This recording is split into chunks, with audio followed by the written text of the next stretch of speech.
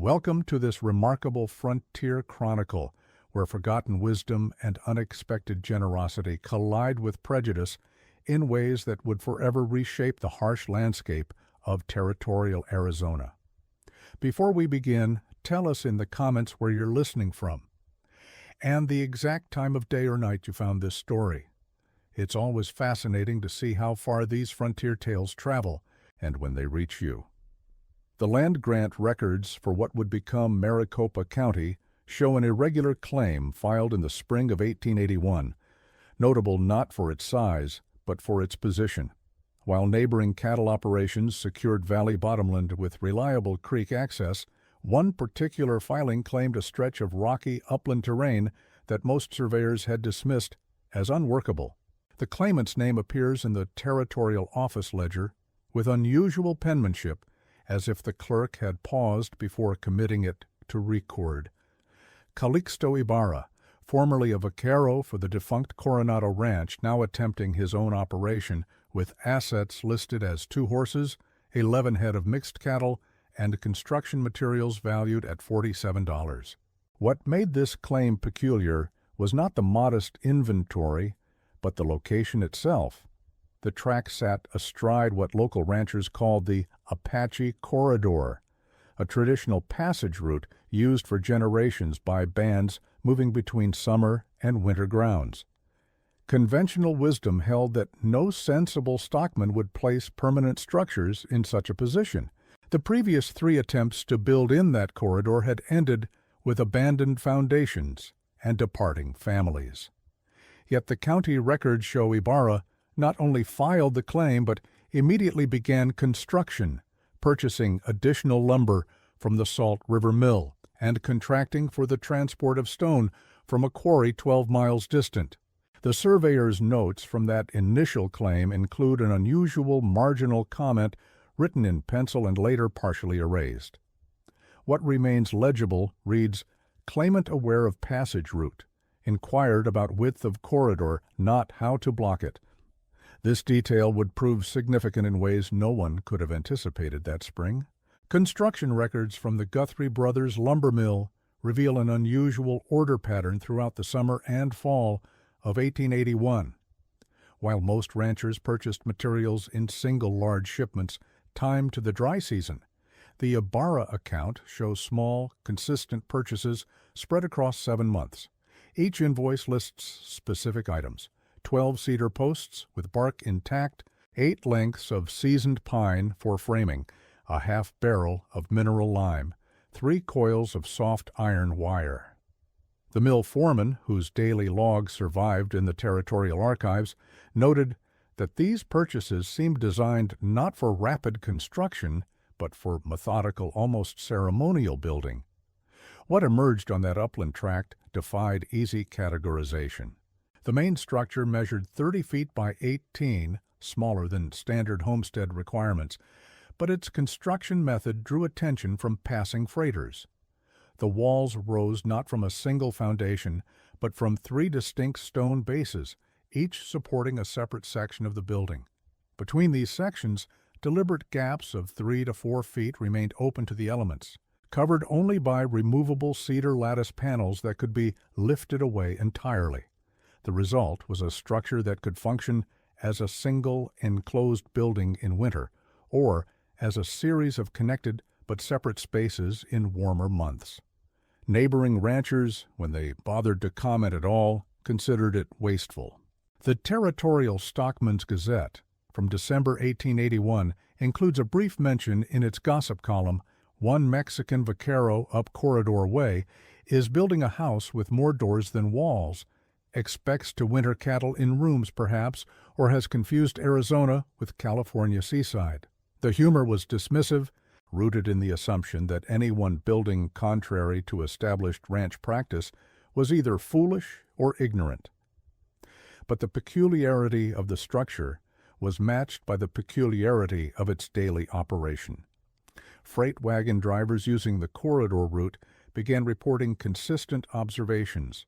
At the eastern edge of the Ibarra property, a stone trough had been constructed and kept perpetually filled from a hand-dug cistern.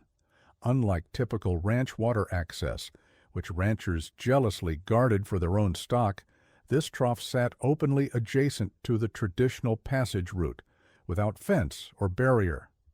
More significantly, several drivers noted that cattle showing signs of injury or illness would sometimes appear in a small separate corral near the trough branded with the Ibarra mark, but clearly not stock meant for market. A freight manifest from the Phoenix Trading Company, dated March 1882, records an unusual transaction.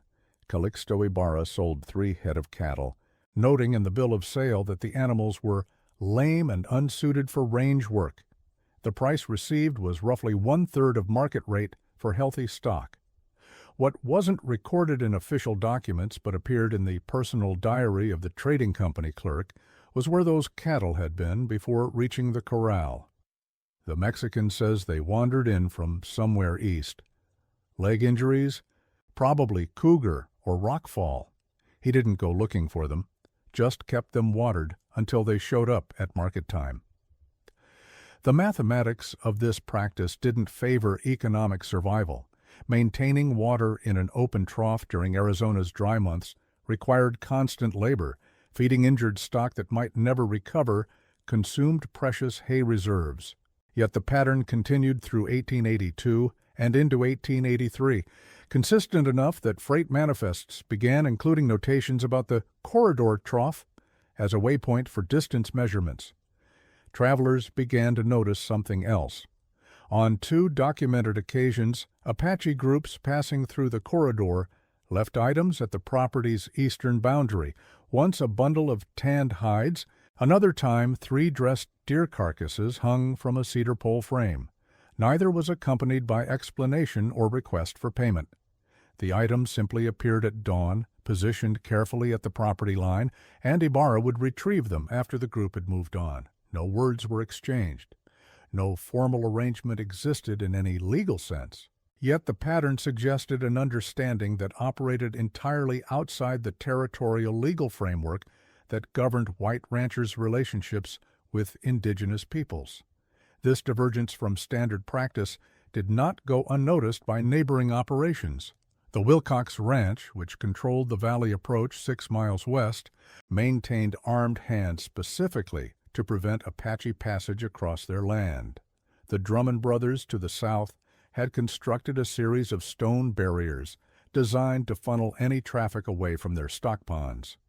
These were accepted, even expected practices. A rancher who didn't actively resist Apache movement risked being labeled weak, or worse, sympathetic to the wrong side of what many still considered an ongoing territorial conflict. In the spring of 1883, an incident occurred that crystallized community opinion. 3 Apache families, traveling north through the corridor, encountered a late-season storm that turned the usually dry washes into torrents. The normal passage route became impassable. According to the sworn testimony later given to the territorial marshal, the group altered their route to pass within sight of the Ibarra property. What happened next was documented by 2 separate witnesses, a freight driver sheltering under an overhang 2 miles distant, and a Wilcox Ranch hand checking fence lines on the ridge above. Both accounts agree on the essential facts. Calixto Ibarra emerged from the main structure and approached the group on foot, unarmed, carrying what appeared to be a canvas bundle. He did not invite them onto the property. Instead, at a distance of approximately 30 feet, he placed the bundle on the ground and stepped back. One member of the Apache group approached, examined the contents, and signaled to the others. The bundle contained cornmeal, dried beef, and 3 wool blankets. No words were exchanged. The Apache group took the items and continued north once the water levels dropped. Ibarra returned to his structure. The freight driver's written account, preserved in the territorial archives, includes a personal observation. "I've seen parleys and I've seen standoffs. This was neither. More like leaving grain for birds. Practical, not friendly, but also not hostile. Strange to see on the frontier." The Wilcox Ranch hand's report to his employer was less neutral. Within a week, Calixto Ibarra received his first official visit from neighboring ranchers. No formal record of this meeting exists, but the timing coincides with a notable entry in the ledger of the Copper Creek General Store. On April 17, 1883, Ibarra made an unusual purchase: 3 cans of white paint and a cedar board measuring 4 feet by 1 foot. 5 days later, freight drivers reported seeing a sign posted at the entrance to the Ibarra property. The text was simple, painted in block letters: "Water available. No fence. Respect your own law and ours." The phrasing was deliberate. It acknowledged the legal ambiguity of the corridor while asserting that certain practices would continue regardless of neighbor opinion. It was not a declaration of alliance with Apache groups, nor was it a rejection of white settlement norms. Rather, it seemed to establish a third position: practical coexistence based on resource sharing and mutual recognition of territorial realities. This position earned Ibarra no friends among the established ranching community. The Stockman's Gazette from May 1883 published an opinion piece titled "Accommodating Savagery," which, while not naming Ibarra directly, made clear references to sentimental practices that endanger legitimate stockmen and reward hostility with Christian kindness misapplied. The editorial argued that any rancher who provided resources to Apache groups was undermining the territorial government's containment policies and placing other families at risk. The language of the editorial reveals the core tension. Preparation and caution were praised when directed toward defense and exclusion, but condemned when expressed as accommodation and practical generosity. A rancher who built stockades and maintained armed watches was considered prudent. A rancher who built with gaps and maintained open water was considered foolish or worse. The distinction hinged not on the act of preparation itself, but on what one was preparing for. Through the summer of 1883, the Ibarra operation continued its unusual practices. The stone trough remained filled. The separate corral occasionally held injured stock. The removable cedar panels on the main structure were adjusted according to temperature and wind, creating a building that breathed with the seasons rather than resisting them. And the corridor remained open, a passage route that had existed long before territorial surveyors drew their first maps. What no one recognized that summer was that the entire region was entering a climate pattern that would test every assumption about frontier survival. The territorial weather observations maintained by the U.S. Signal Service and archived in the National Weather Records show that autumn rainfall in 1883 measured less than 15% of the previous 10-year average. Springs that typically flowed year-round began to fail. Stock ponds that had never been known to run dry showed exposed mud by October. Wells that had served homesteads for a decade dropped below pump depth. By November, the Copper Creek General Store ledger reveals a shift in purchasing patterns. Barrel prices for hauled water increased 40%. Hay purchases rose while cattle sales declined, indicating ranchers were feeding stock rather than moving them to market. The Wilcox Ranch account shows 3 separate purchases of canvas for emergency water storage. The Drummond brothers bought every available length of pipe from the Phoenix suppliers, attempting to extend their well deeper into the aquifer. The Ibarra account from this same period shows no increase in water-related purchases. The stone trough continued to flow. The cistern that fed it, hand-dug to a depth that most neighbors had considered excessive when it was first excavated, proved deep enough to reach water that other wells could no longer access. What had seemed like over-preparation in 1881 became the difference between maintaining stock and watching them die in 1883. December brought no relief. The Signal Service records show frost damage to vegetation extending further south than any year in the previous 3 decades. Cattle that normally survived on range forage with minimal supplementation now required daily feeding to maintain body weight. Ranchers who had built standard structures found their stock pressed against windward walls, suffering exposure that led to pneumonia and hoof rot. The veterinary reports from the Territorial Livestock Inspector, archived in the Arizona Historical Society collections, document losses exceeding 30% across the region by January 1884.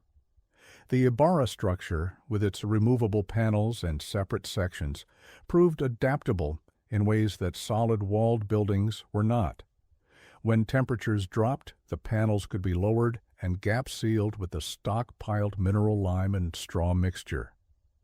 When brief warming periods arrived, the panels could be lifted to allow air circulation, preventing the moisture buildup that led to respiratory infections in tightly closed barns. The multi-foundation design meant that if one section needed repair, the others continued functioning. What had seemed like architectural peculiarity was revealed as deliberate redundancy. By February 1884, the regional crisis had deepened beyond anything in living memory. The Salt River dropped to levels that halted mill operations. Freight costs tripled due to the distance wagons now had to travel to find forage for their teams. The Stockman's Gazette suspended publication for 6 weeks, citing paper shortages and difficulty maintaining regular delivery routes. In the absence of formal news, information traveled through personal letters, freight driver gossip, and the occasional dispatch from the territorial marshal. One such dispatch, dated February 28, 1884, and discovered in the Maricopa County records during a 1962 archive reorganization, describes a situation that had developed along the corridor. Multiple ranching operations had lost access to reliable water. Stock were dying not from starvation alone, but from dehydration, as shallow wells and surface ponds had completely dried. The Wilcox Ranch had sent riders east, searching for any remaining water source, following the traditional passage route that they had previously tried to block. What those riders found, according to their sworn statement to the marshal, was the stone trough at the Ibarra property still flowing, still maintained, and still open to the corridor. They also found something unexpected, clear evidence that Apache groups continued to use the water source, despite the drought that had forced most indigenous peoples to scatter in search of resources. Tracks indicated regular traffic, always at night, always leaving the trough undamaged. The riders returned to the Wilcox Ranch and reported what they had seen. A meeting was called among the neighboring ranchers. The minutes of this meeting don't exist in official records, but a personal letter from the Drummond brothers' operation to family in Texas, preserved in a private collection and later donated to the Arizona Historical Society in 1965, describes the gathering's tone as desperate but stubborn. The consensus among the ranchers was that they needed access to the Ibarra water source, but approaching directly would constitute an admission that their own preparations had been inadequate. Instead, they sent an intermediary, the freight driver who had witnessed the previous year's provision-sharing incident. His personal account, written years later for a local history project, describes arriving at the Ibarra property on March 3, 1884, with a proposal. The neighboring ranches would pay for access to the cistern water, bringing their own barrels and hauling equipment. In exchange, they wanted assurance that Apache groups would be discouraged from using the same water source during daylight hours when ranchers would be present. The response, according to the freight driver's account, was brief and non-negotiable. Calixto Ibarra would allow neighboring ranches to access the trough water under specific conditions. They would bring their own containers, they would take only what they needed for immediate stock requirements, and they would make no attempts to control or restrict who else used the water at other times. The corridor remained open. The practices remained unchanged. Several ranchers refused these terms outright, considering them humiliating and dangerous.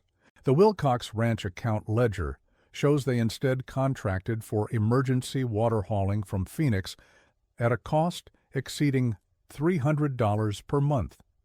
The Drummond brothers attempted to deepen their own wells, purchasing drilling equipment that ultimately proved unable to penetrate the deeper rock layers. Other smaller operations simply abandoned their claims, loading wagons and departing for regions less affected by the drought. But a few ranchers, facing immediate stock losses, accepted the terms.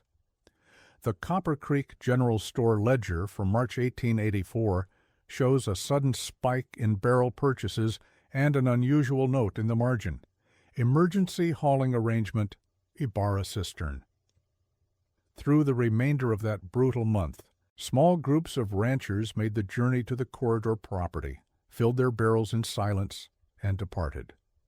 The stone trough continued to flow, and at night tracks in the dust continued to indicate that others were using the same resource.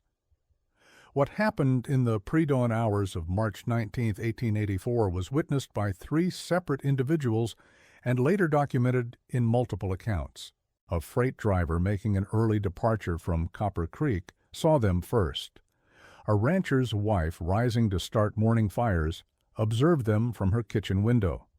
And Calixto Ibarra, emerging from his structure at first light, stood and counted what approached his property from the east.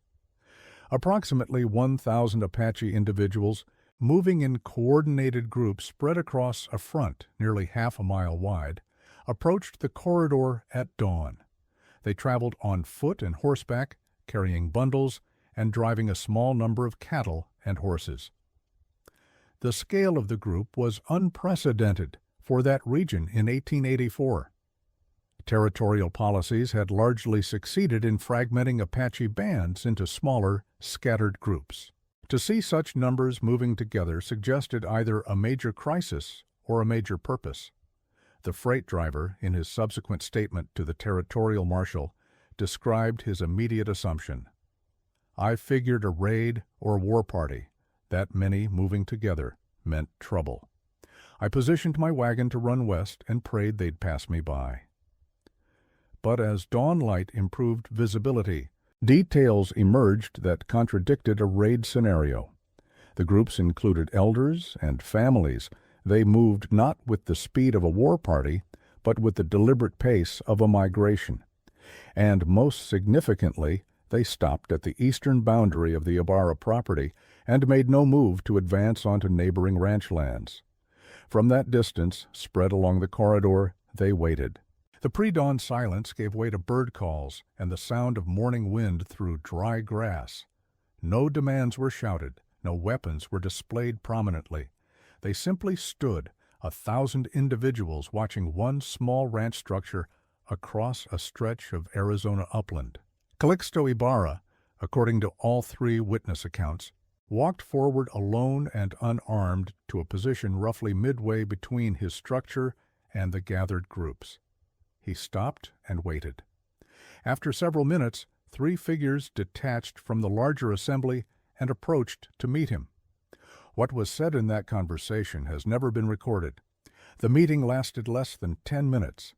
Then the 3 Apache representatives returned to their groups, and Ibarra returned to his structure. What happened next defied every expectation that white witnesses held about Apache behavior and frontier conflict. The assembled groups did not advance aggressively. They did not retreat. Instead, they dispersed into coordinated work teams and began moving across the drought-stricken landscape with clear purpose. The freight driver, watching from his wagon position, saw groups moving toward dried water sources that neighboring ranches had abandoned. The rancher's wife, observing from her window 2 miles distant, saw others working along fence lines that had fallen into disrepair. Multiple witnesses later reported seeing Apache teams marking locations, digging in specific spots, and constructing small stone markers at intervals along dry creek beds. The work continued throughout the morning of March 19th and into the afternoon. No contact was made with white ranchers beyond the initial meeting with Ibarra. No stock was taken from neighboring properties. No structures were damaged. Instead, the coordinated effort seemed focused on tasks related to water and land management. By mid-afternoon, riders from multiple ranches had gathered at a safe distance, watching but not interfering. The territorial marshal, summoned by urgent message, arrived from Phoenix near sunset. His official report, archived in the territorial records, describes a situation he had no precedent for handling: a massive Apache presence conducting coordinated work across multiple properties without engaging in hostilities. The marshal approached the Ibarra property cautiously, accompanied by 3 deputies. He found Calixto Ibarra seated outside his structure, observing the ongoing work with an expression the marshal later described as neither surprised nor alarmed, but intensely focused. Fear. When questioned about what was happening, Ibarra's response was documented in the marshal's report. "They're showing us where the water will come back, and what we built wrong." This cryptic answer made little sense at the time, but over the following days, as the Apache groups departed as suddenly as they had arrived, the meaning became clear. At each location where work teams had dug or marked stones, they had exposed seepage points where groundwater was still accessible below the dried surface. They had identified where erosion had diverted water flow away from traditional channels. They had marked spots where springs had been inadvertently blocked by fence construction or well digging by white ranchers unfamiliar with the land's hydrology. The small stone markers they constructed at intervals along dry creek beds followed a pattern that only became apparent weeks later when March rains finally arrived. The markers indicated where flash flooding would be most severe and where water could be safely diverted for cistern filling. They represented knowledge of water behavior in that specific landscape, accumulated over generations, now shared freely with ranchers who had spent years fighting rather than learning from those who knew the land best. The Drummond brothers, whose well drilling had failed to penetrate deep rock, discovered that one of the Apache work sites was on their property. Investigation revealed that their drilling had been attempted directly over a subsurface rock formation that made deeper water inaccessible. The stone markers left by the Apache team indicated a location 40 feet northwest where drilling would succeed. Later attempts at that spot reached water at a depth of 32 feet, creating a well that would serve the property for the next 40 years. Similar discoveries occurred across multiple properties. The Wilcox Ranch found that their stock pond had dried because fence construction had diverted a seasonal flow channel. Removal of one fence section and minor earthwork restored the pond's water supply.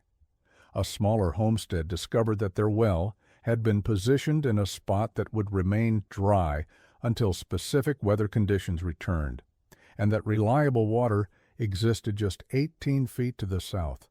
None of this knowledge was conveyed through written instruction or formal teaching. The Apache groups departed within 3 days, moving back east along the corridor, leaving only the stone markers and exposed seepage points as evidence of their presence. The only extended communication had been that brief pre-dawn meeting between Calixto Ibarra and the 3 representatives. Yet the impact of those 3 days would reshape water management practices across the region for decades. The territorial marshal's final report, dated March 25, 1884, concluded that no hostile action had occurred and no property damage had been sustained. He noted that several ranching operations had received unsolicited assistance with water infrastructure and that the Apache groups had departed peacefully. The report's final paragraph, however, included an observation that transcended its official purpose. This office has never documented a circumstance where knowledge was transferred from indigenous peoples to settlers through practical demonstration rather than conflict or formal treaty. The events of March 19-21 suggest that cooperation is possible when respect is established through consistent action rather than legal mandate. In the weeks following the Apache departure, something shifted in the regional dynamics. Ranchers who had previously refused to associate with the Ibarra operation began making practical inquiries. The Copper Creek General Store ledger shows increased purchases of stone for marker construction and cedar for lattice work similar to Ibarra's removable panels. The local newspaper, resuming publication in April, ran a brief article titled "Drought Lessons" that discussed water management techniques without explicitly crediting their source. Most significantly, conflicts over Apache passage through the corridor decreased markedly, while formal government policies regarding indigenous peoples remained unchanged. The practical enforcement of those policies by private ranchers shifted toward tolerance. The stone trough at the Ibarra property continued to flow, continued to be used by multiple groups, and continued to operate without restriction. The drought finally broke in late April 1884 with a series of storms that brought the region back to normal precipitation levels. The flash flooding predicted by the Apache stone markers occurred exactly as indicated, and ranchers who had modified their cistern positions based on those markers captured emergency water supplies that sustained them through the remainder of the dry season. By summer, the regional cattle market had stabilized. The Wilcox Ranch sold a full herd at near normal prices.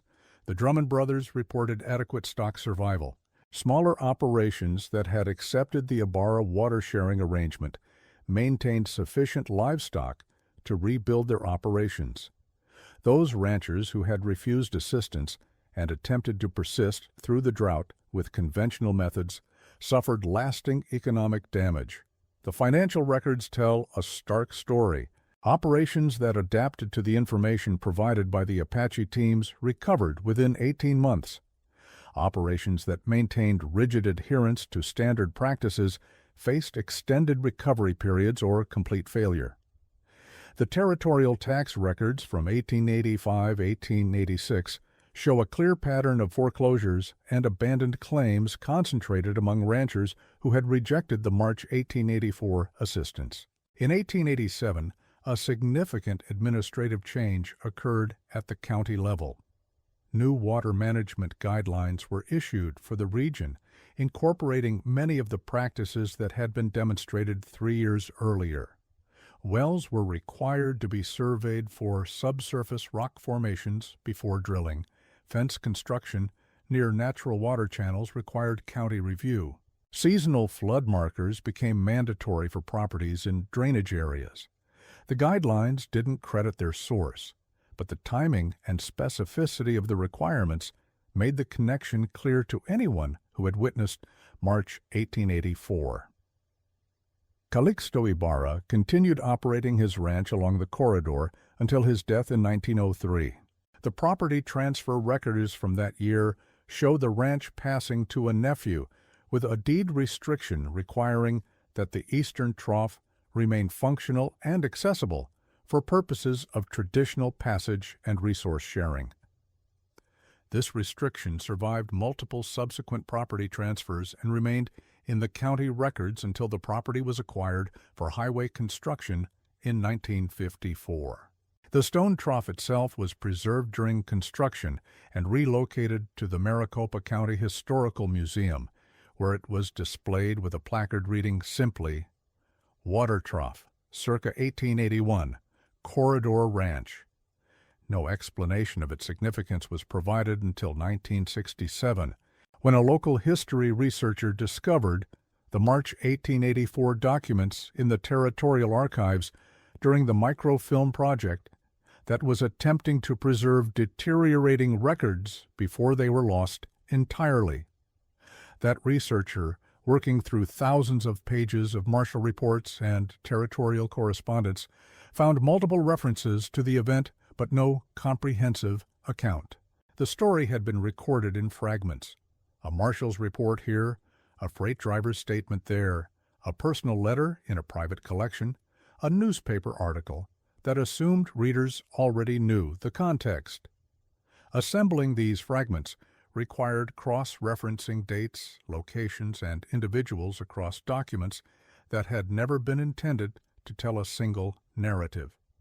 The researcher's work, published in 1968 as a Regional History Journal article titled "The Corridor Incident, Water, Knowledge, and Survival in Territorial Arizona," marked the first attempt to compile the full story. Even then, significant gaps remained. The names of the 3 Apache representatives who met with Ibarra were never recorded.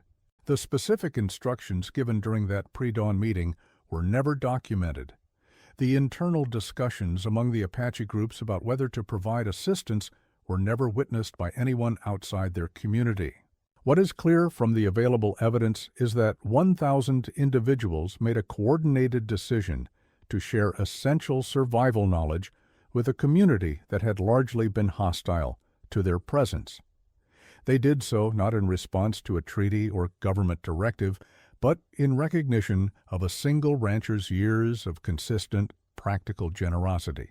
The stone trough that had flowed unrestricted through drought became the symbol of an alternative approach to frontier coexistence. The contrast with neighboring ranches could not be more stark. The Wilcox Ranch, with its armed resistance to Apache passage, required emergency assistance when their water sources failed. The Drummond brothers, who had built barriers to divert traffic, couldn't successfully dig a well without the knowledge that barriers had been designed to exclude.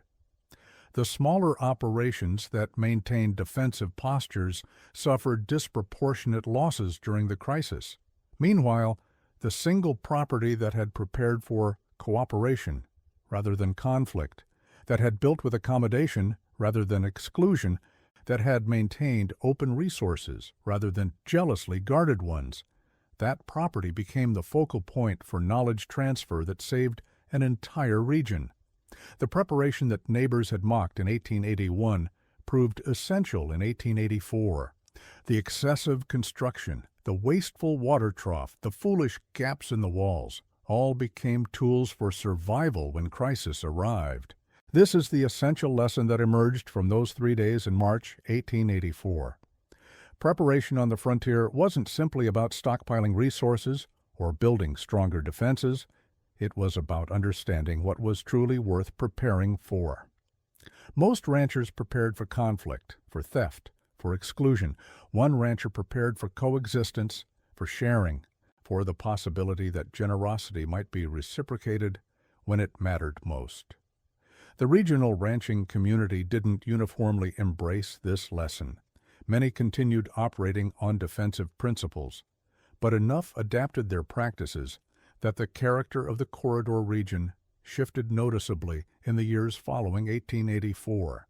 Conflicts decreased, water management improved, knowledge sharing, if not common, became at least possible. The stone markers placed by Apache teams during those 3 days remained visible for decades. Ranchers learned to recognize them as reliable indicators of water behavior and flood patterns. Some markers were eventually incorporated into county surveying references. Others were lost to development and time. But their function, translating deep environmental knowledge into practical survival information, represented something profound about frontier adaptation. In the end, the story preserved in those fragmentary documents isn't about a single dramatic incident. It's about years of consistent practice creating relationships that transcended formal legal structures and cultural barriers.